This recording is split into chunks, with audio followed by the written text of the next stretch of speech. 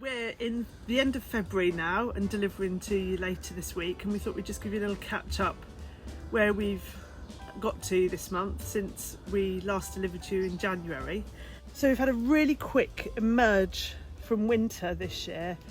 The long season finished with a bang, with quite a lot of snow for us and days of a deep frost. And then suddenly, just like that, we've got long days, much more sunshine. The bees have all emerged from their hive and have started to become active. Buds are swelling, and we're seeing lots more growth all around. I'm in the polytunnel at the moment, and it's pretty much our most important job, keeping on top of the seedlings and getting them ready to transplant. So this year we're starting a new process which is following the biodynamic calendar, which is sowing and transplanting with the prescient days of the moon. So last week we did some sowings according to the flower period, and then now we're entering a good transplanting date. So all these are going to get either potted on or planted straight out into the gardens.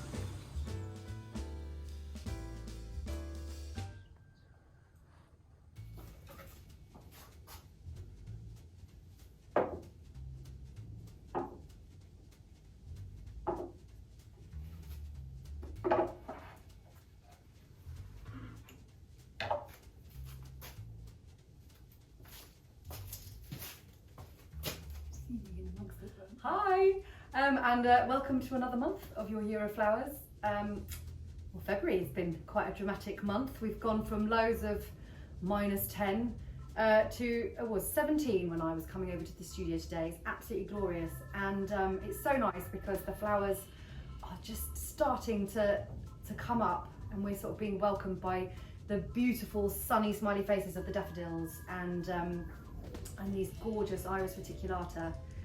So you will have had a really nice assortment of flowers in your buckets, and this time of year is the arrival of one of my absolute favourite things, which is the blossom, and I adore it. So we gave you a nice big tangle, an armful of both early flowering prunus and forsythia, and there is little more to be done, so I'm not going to tell you what to do with them. Just take your armful and put it in a lovely big vase and put it somewhere bright, and the blossom will just burst forth, and it is, I think, one of the nicest things that you can have inside your home in the entire Year of Flowers. So February is actually probably the most difficult month in terms of flowers for British growers, because it's that sort of fine line between the really stark bare branches of winter and the kind of early shoots of spring, but things are just a little bit too early. That said, I still think you've got quite a delicious bucket this month. So as I mentioned, we've got some lovely, really cheerful yellow daffodils, and these beautiful Iris reticulata, and then also some of these gorgeous hellebores. So what we're going to do is we're going to use the vase that we sent through this month as well, this lovely sort of taller vase, which lends itself perfectly to stems of daffodils and things like that as they come in the coming weeks.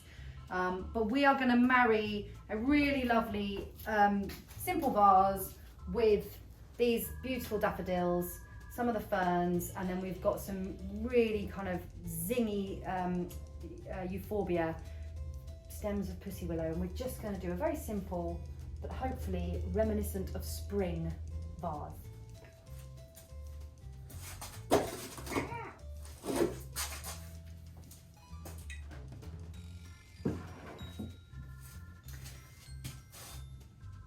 So with this kind of arrangement, we're not going to use any other material other than the vase. I'm just going to fill it all the way to the top to make sure that everything is always drinking. And I will just start with my foliage base and allow that to create that structural framework, and then we'll thread the flowers in so that they are in a kind of in position as I want them to, using the existing structure as their base.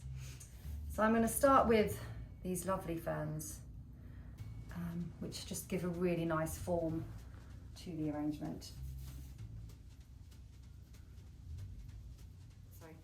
And as usual at the beginning, you know, things will move around and they won't be where you put them, and they'll irritate you because you want them to be somewhere else. But just go with it, and sort of gradually, as more and more things come in, it will start to just hold its shape a bit more. So before I go on, I just want to briefly talk to you about the stems of this euphorbia and also the daffodils. They both have a well, the euphorbia has like a milky sap, and then the daffodil has that kind of, you know, sticky sap, which I'm sure you're familiar with, both of which can affect the other flowers in the vase when they go into a mixed vase, and that will reduce their longevity. So when you cut one of these, hopefully they are a nice enough length that you might not feel you need to, but if you do want to cut them, I just want to show you how we would treat them to prevent them from having the negative effect inside the vase.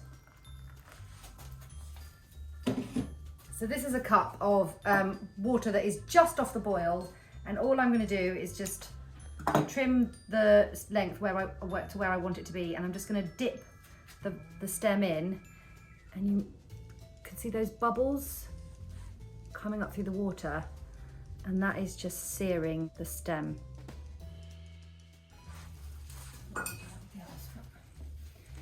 And that just sears the stem and prevents it from the sap from leaking out into the water.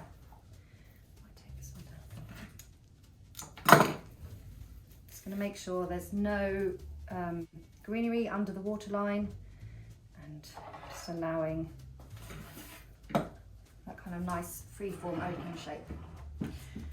And I'm also into this, I'm going to put some stems of this really pretty pussy willow.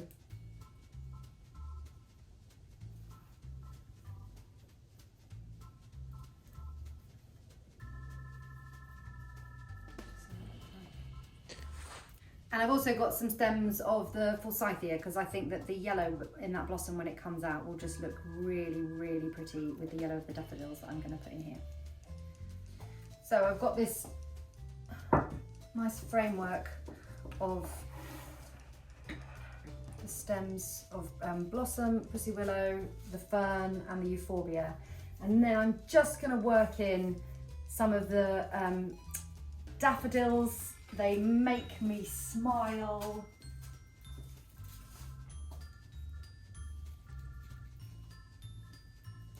And I like my flowers to go in at you know, an array of heights. So we're not trying for everything to be exactly the same height. I can't actually even find my way in. Here we go.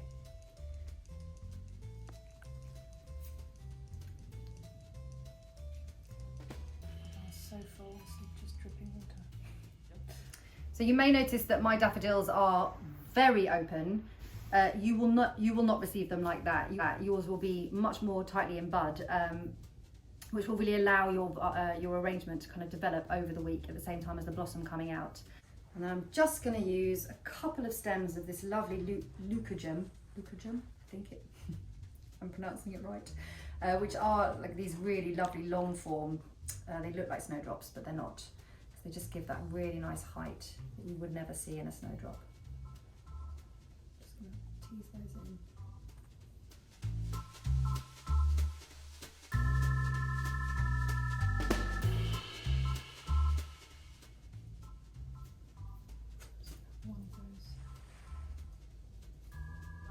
Very nice white hellebore, which I'm just feeling would work in this, so I'm just going to pop that one, him into the front. If I can find a way through. It's quite full now. But the benefits of when you get them this full is that you really can be quite jaunty with the angle that you're putting your flowers in at, and they will kind of tend to do exactly what you want, which is a nice thing.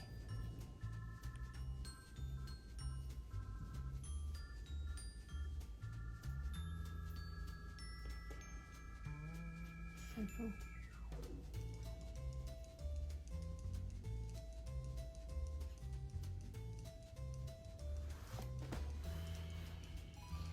Me having said that they'll do what you want, and this one's now not behaving. And I think I'm pretty much there.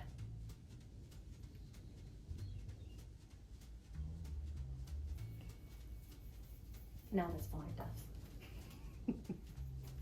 I'll be breaking all rules of floristry here.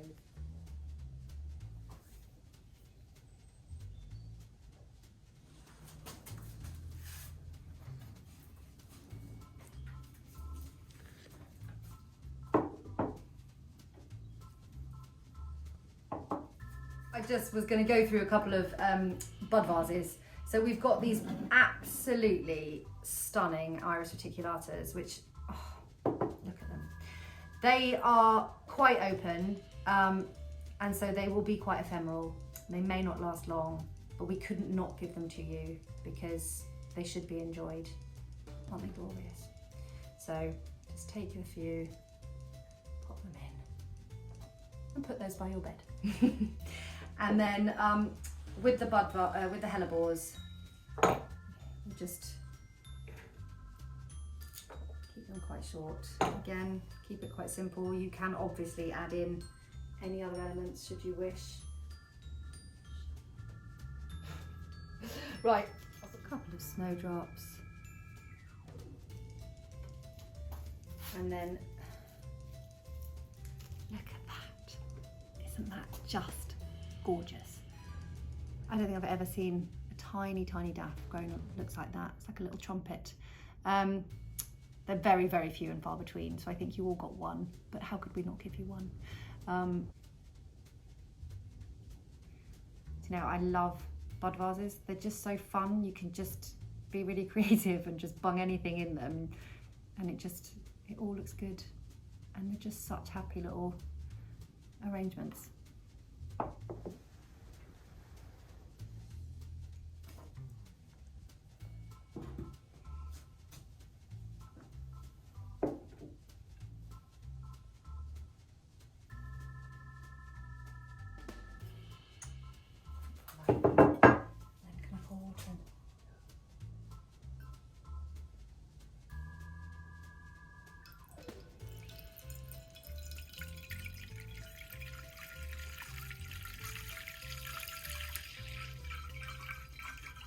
And then the last thing is simply we're just going to snip the hellebores. So I've got a couple of hellebores here, which this one will probably hold up a few days in the vase, but they are quite fragile, aren't they? They don't last that long. So we're just going to do a really pretty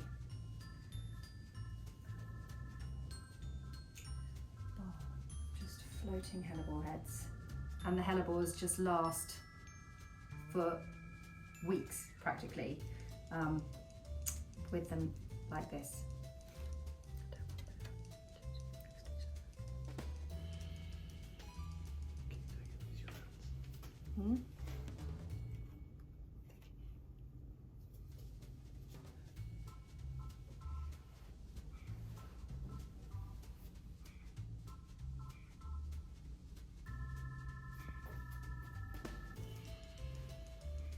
So we hope you enjoy your flowers for this month, and as ever, do send us photos of how you arrange them and what you do with them. It really does bring so much joy to us. I was particularly thrilled to see how many of you put them by your bed, so thank you very much for following my instructions. Yeah, enjoy, keep warm, and go out and feel the sun on your face.